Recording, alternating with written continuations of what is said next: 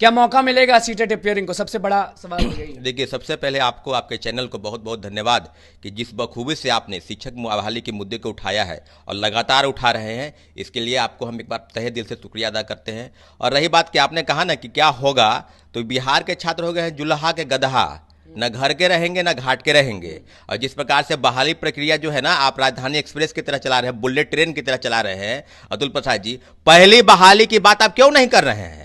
आप पहली बहाली में जो धांधली हुई उस पर बात क्यों नहीं कर रहे हैं? लोग कितने ज्वाइन किए उसका डाटा क्यों छुपा रहे हैं? 1,20,336 वो डाटा जो है आप ही बता रहे हैं। कई जिलों से खबरें आई है कि गलत तरीके से फर्जी प्रमाण पत्र के आधार पर लोग नियुक्ति पत्र पा लिए हैं, उनके खिलाफ कार्रवाई की जा रही है। तो एक हफ्ते का अल्टीमेटम दिया। हाँ, और लगातार हमारे साथी 4 दिन तक धरने पर बैठे और 3 साथी भूख हड़ताल पर थे। और इतना दबाव था लोगों का, इतना दबाव था प्रशासन का कि आप भूख हड़ताल तोड़िए, आप धरना तोड़िए। अरे धरना क्यों? कानूनी रूप से हम बैठे हैं, जब तक मन करेगा तब तक बैठेंगे। लेकिन इतना जरूर है कि 7 दिन का अल्टीमेटम दिए थे माननीय मुख्यमंत्री जी को, तेजस्वी यादव जी को, कि शिक्षक बहाली पर 1 to 1 आइए और टीआरई 2 की बात हम कब करेंगे। आज सीटेट का मुद्दा क्यों नहीं है? सीटेट अपियरिंग वाले को क्यों नहीं मौका मिला? टीआरई 1 में आपने मौका दिया था। और बीटेट जो होता है वो 2 बार हुआ, 11 में हुआ और 17 में हुआ। तो जो अपियरिंग साल हो गए बीटेट, हाँ 17 में हुआ, तो कितने साल हो गए? लगभग 6 साल हो गए। तो आप ही बताइए ना भाई, आप सीटेट अपियरिंग वाले 2 बार होते ही परीक्षा, और इसी बार राज्य सरकार ने फैसला किया है कि स्टेट भी अब 2 बार लेंगे। तो आप ही बताइए, जो सेशन जिनका अगर मान लीजिए कि 23, 24, 25 होगा, 22, 24 होगा, वो वाले तो सब छट जाएंगे। और बहाली कब आएगी? अब बहाली हो सके नहीं आए अभी। 24 में चुनाव है, अधिसूचना जारी होगा तो उसको भी आप रोक देंगे। 25 में चुनाव है आम विधानसभा का, हो सके उसमें आप रोक दे।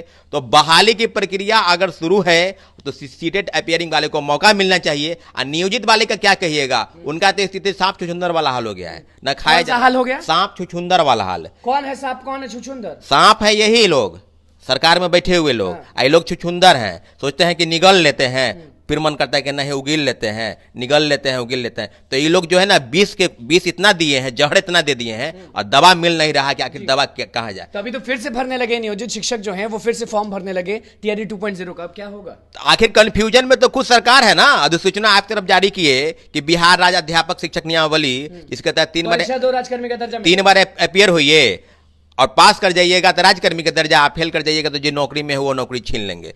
तो दोनों आधार में लटका हुआ है कि हम परीक्षा दें या नहीं। शिक्षक संघ के नेताओं का भी कहना है, कुछ नेता कहते हैं कि परीक्षा में अपियर होना चाहिए, कुछ लोग कहते हैं कि हम इसका विरोध करेंगे। तो आप ही बताइए ना, राज्य सरकार ही डायलेमा में फंसा कर रखी है। आप एक तरह नियमावली क्यों बनाए? स्पष्ट है कि आपका नियमावली बनाने के तहत तो यही होगा कि आप परीक्षा में बैठेंगे, पास कर जाएंगे। तो मुख्यमंत्री जी भी स्पष्ट उस दिन बोल रहे थे कि भाई छोटा सा परीक्षा, छोटा परीक्षा नहीं है, वो फेल कर जाएंगे तो आपको नौकरी से वंचित किया जाएगा। उस नियमावली में नियम है ये। तो आप ही बताइए ना कि क्या होगा बिहार का, और भविष्य में कितना। हम लोग 4 दिन धरना पर बैठे, न सत्ता पक्ष से न विपक्ष से कोई देखने तक नहीं आया। और लगातार हमने कहा है कि 7 दिन के बाद, और जो सीटेट अपियरिंग वाले को मौका क्यों नहीं मिलना चाहिए? आपने पहले फेज की बहाली में मौका दिया, सबको मौका दिए, नियोजितों को मौका दिया, सीटेट अपियरिंग। 3 मुद्दे सबसे बड़े हैं। पहला कि अब तक रिवाइज रिजल्ट नहीं आया, और लगातार कई जिलों से जो खबरें आ रही हैं, औरंगाबाद से लेकर दरभंगा तक कल आ गया, 5-6 जिला, और लगातार नोटिस शिक्षा विभाग के अधिकारी कर रहे हैं कि कार्रवाई करेंगे, इतने लोगों का लिस्ट निकाल रहे हैं। तो आप ही बताइए ना कि सेकेंड मेरिट लिस्ट कब दे रहे हैं? सेकेंड मेरिट लिस्ट पर जो बातें हैं, 10,000 लोगों को आप ज्वाइन नहीं करा, इसलिए ज्वाइन नहीं किया क्योंकि उनको फर्जी प्रमाण पत्र उसके पास है। तो आप ही बताइए कि 10 आप सीटों को कंपनसेट क्यों नहीं किए? आप पहले कहते 1,70,000 पर आया, 1,20,000, फिर आप दूसरी बहाली में कह रहे थे कि 1,20,000 को लेंगे, वो आ गया 70,000। तो अब बताइए ना कितने लोगों को आप ज्वाइन करा रहे हैं? यही जो कार्रवाई की बात आप करें, कई लोगों पर रोज कार्रवाई हो रही है, कभी 20 का हुआ, कभी 4 का हुआ, कभी 6 का हुआ। तो आप कर दीजिए कार्रवाई। छात्र नेता जो है उन पर भी, हम पर भी कर दीजिए कार्रवाई। आपको इच्छा है तो कर दीजिए कि हम लोग भी गलत बोल रहे हैं। गलत आप लोग कर रहे हैं। आपके द्वारा जो शिक्षा बहाली में जो धांधली हुआ, उसका जवाब देने के लिए न अतुल प्रसाद जी के पास शब्द है, न के पाठक के पास। प्रसाद ने ट्वीट किया था कि रिवाइज रिजल्ट जल्द, लेकिन जल्द अभी तक आया नहीं। वो कह रहे हैं कि रिवाइज रिजल्ट देंगे, कई प्रेस के माध्यम से बातों को बता रहे हैं। हम लोग का स्पष्ट मानना है कि कम से कम आपको 20,000 प्लस रिवाइज रिजल्ट दीजिए, और जब तक आप 20,000 रिजल्ट नहीं देते हैं तब तक हमारी मांग जो है, फिर 7 दिन के बाद हम आज धरना पर नहीं बैठेंगे। अब धरना पर बैठ गए, अब हम सड़क पर उतरेंगे, सड़क पर उतरेंगे। सीटेट वाला मामला क्या है? वो लगातार जो है लालू यादव से मिले, हर जगह जा रहे हैं, माथा पटक रहे हैं। सीटेट वाले को हम यही कहेंगे कि घर में बैठ के वीडियो मत देखिए। जो अपियरिंग वाले हैं, हम लगातार आज हम फिर निकल रहे हैं कई जगह आवेदन देंगे, सब लोगों से मिलेंगे। तो विधानसभा भी पहुंच गए थे, पुलिस ने हटाया। हाँ बिल्कुल, तो सारी मांगों को लेकर हमने विधानसभा के पास मुख्यमंत्री जी से मिलने गए थे कि सत्र शुरू हो रहा है, तो महाराज इसका भी सुनिए कि जो धरना पर बैठे हुए हैं इनका भी बात आप सुन लीजिए, और शिक्षक बहाली पर क्या क्या बातें हुई है और कहां कहां तक बातों को ले जाएंगे।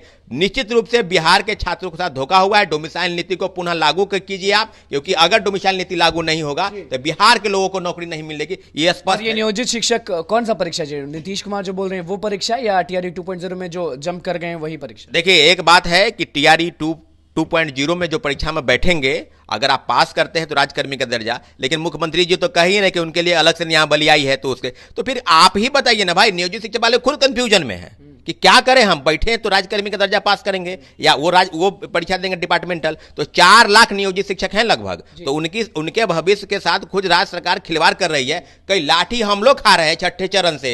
हमारे शिक्षक अभ्यर्थी लाठी खा रहे हैं ना कि 7वां चरण की नियुक्ति कब होगी, और लाठी खाए हम और नौकरी ले बाहरी। 14 राज्य के लोग बिहार में शिक्षक बन गए और हम लोग को बिहारी होने का अपमान के जाइए, मजदूरी ठेला ठेलिए। पर बड़ा गर्म लग रहे हैं नीतीश कुमार, तेजस्वी यादव तो साथ दे रहे हैं। हाँ। अनुकूल जी, मुख्यमंत्री जी पर आप मत कुछ बोलिए। नीतीश कुमार है लगातार रात, हम जाने दीजिए, अब मुख्यमंत्री जी पर मत कुछ बोलिए। कारण ये है कि रात भर हमको फोन आया कि क्या क्या हो रहा है बिहार पर, तक कई राज्यों के लोग हमारे साथी जो है वो फोन कर रहे हैं। अगर बात करना है नीतीश कुमार जी पर तो कहिए कि हमको नहीं करना है। बाप तो शिक्षकों को बोले हैं मन से, कल सदन वाले बात पे आप हद हो गया, कल हद हो गया। मुख्यमंत्री जी, और मुख्यमंत्री जी का काफी सम्मान है, इस राज्य के 17 वर्षों से वो मुख्यमंत्री हैं, अभी भी वही मुख्यमंत्री हैं। कभी वो बोलते हैं कि मुख्य सचिव को कि अमीर सुबहानी मुख्यमंत्री, कभी अशोक चौधरी के पास जाते हैं तो उनके पिताजी पर मालार्पण करने के बजाय उन्हीं को माला चढ़ा देते हैं। तो ये बात कल तो हद हो गया। एजुकेशन पर जो दे रहे थे बयान, उदाहरण तो नहीं देना चाहिए नीतीश कुमार को, सेक्स एजुकेशन पे बात नहीं छेड़ना चाहिए, इस तरह से दीजिएगा बयान। बिहार सबसे गरीबी में सबसे पीछे, बेरोजगारी का दर सबसे पीछे, और जनसंख्या नीति पर आप जो बयान दे रहे थे कि बाप रे बाप, नहीं बोल सकते हैं भाई, नहीं बोल सकते। हम जैसा साधारण व्यक्ति जो तुच्छ आदमी है, जो किसी राज्य का जहां पर 14, 11, 12, 13 करोड़ जनसंख्या है, उस राज्य में मेरे जैसा व्यक्ति जो सेक्स पर बोले, मुझे शर्म आती है, मुझे शर्म आती है। हमारे कई रिश्तेदार हमको फोन किए कि आप ही, कई दूसरे राज्यों में, कई झारखंड से हैं, कई उत्तर प्रदेश से, वो फोन कर रहे हैं। शिक्षक अभ्यर्थी कह रहे हैं कि बात होना चाहिए शिक्षकों का, बात होना चाहिए कुछ, तो नीतीश कुमार जनसंख्या के बारे में बोल रहे हैं, बोलें, लेकिन इस प्रकार बोल दिए, मतलब कि देखिए, हम तो कहेंगे कि शिक्षक अभ्यर्थी पर आप नहीं बोले, आपने कुछ नहीं कहा, और उससे भी हद तो सर मानना चाहिए तेजस्वी यादव जी को कि आप सत्ता के लिए इतना गिर गए। आप मुख्यमंत्री जी की बातों का डिफेंड करेंगे कि मुख्यमंत्री जी ने बयान दिया है फ्लोर पर, सदन के पटल पर जो दिया है, ये बिहार नहीं, बिहार को शर्मसार करने वाला बयान है। आपके चैनल के माध्यम से हम स्पष्ट करना चाहते हैं कि हम ठीक है, हम छात्र, एकदम गलत है। इस तरह का बयान इतना शर्मनाक है कि हो सके चैनल वाले अगर उसको दिखा भी रहे हो तो बीप कर देते हैं, और पता नहीं, हमको तो बोलने में शर्म आ रहा है। और मुख्यमंत्री जी कितना असहज होकर इस बातों को बोल दिए, और कह भी रहे हैं प्रेस वालों को कि थोड़ा ठीक से समझिए उसको। क्या बात है भाई, इस तरह की चीजें आप कैसे बोल दिए? डिमांड कर पाएंगे आप उनके पास जाके? हम लोग आज, और महिला संगठन, हम लोग महिला संगठन आज जरूर पहुंचेंगे।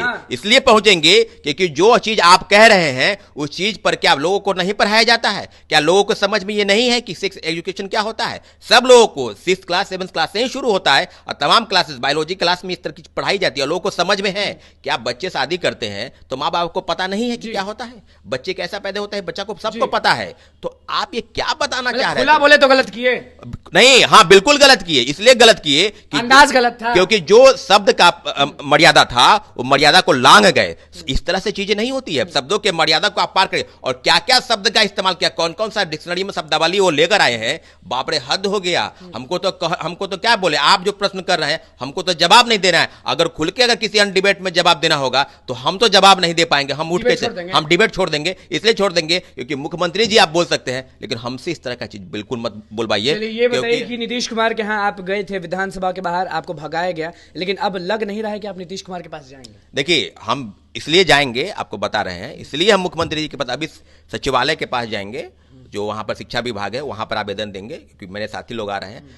आप शिक्षक बहाली के मुद्दे पर सरकार की जो संज्ञान ले रही है लगातार, कई सीटेट अभ्यर्थी रोज घेराव कर रहे हैं, कभी शिक्षा विभाग, कभी बीपीएससी। तो क्यों नहीं सीएसबी को एक ऑर्डर दिया जाए कि जो सेकेंड बहाली आ रही है उसमें उनको अपेयरिंग का मौका दीजिए। शिक्षक अभ्यर्थी और छात्र नेता यही कह रहे हैं कि सदन में नीतीश कुमार ने शिक्षक अभ्यर्थियों के बारे में क्यों नहीं बोला, नियोजित शिक्षकों के बारे में क्यों नहीं बोला, वो सेक्स एजुकेशन के बारे में क्यों बोला। देखिए सही है गलत? देखिए, जैसे जाति जनगणना जब हो रहा था तो उसी के समय में क्लियर हो गया था कि बिहार सरकार अब शिक्षा बहाली, स्वास्थ्य बहाली से उनको मतलब नहीं है।